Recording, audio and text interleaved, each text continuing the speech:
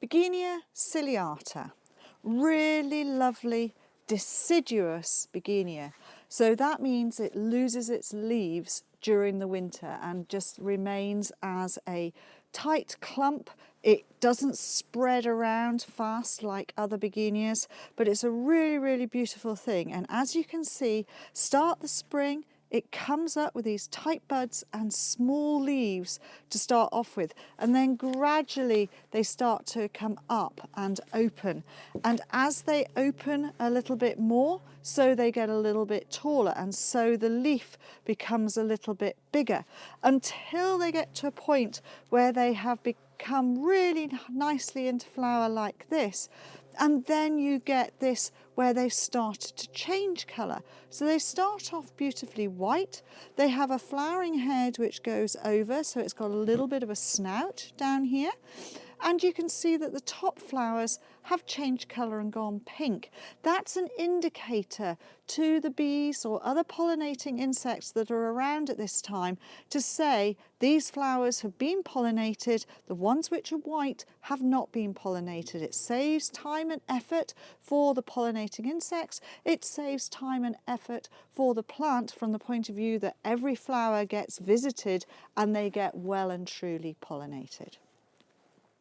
So why is this plant called Bergenia ciliata? This is a big mature leaf here, and you can see that the stem is really, really hairy all the way up there. And then when you get onto the leaf itself, the whole of the surface here is covered in soft little silvery hairs. So even on the underside, it's covered in silvery hairs all the way over. So that is the reason why it is called ciliata.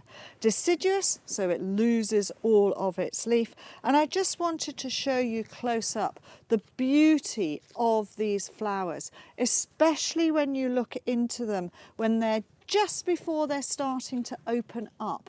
I don't know whether you can see there, but they've got the most gorgeous pink anthers in here. Really, really beautiful. It's probably easiest to see on this plant here. There you go, beautiful pink anthers as they're coming out. So they're really white, lovely plants, and they just make incredibly good plants for a dry, shady area. So this is the one thing to remember with these. Dry, shady area, if you go and put them anywhere that's really wet, they won't stay with you for very long. They don't like it, they can't swim.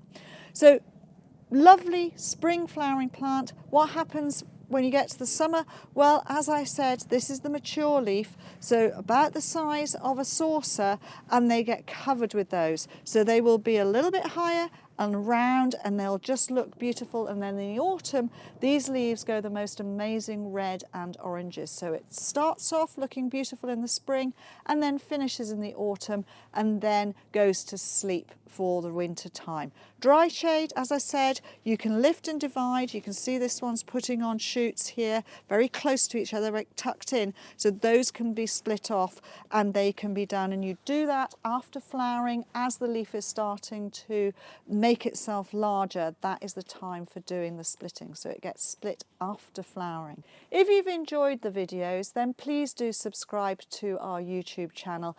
And we do like to get comments back, because the more that we can answer your problems, the better it is, and we become more interactive with you. Thank you very much.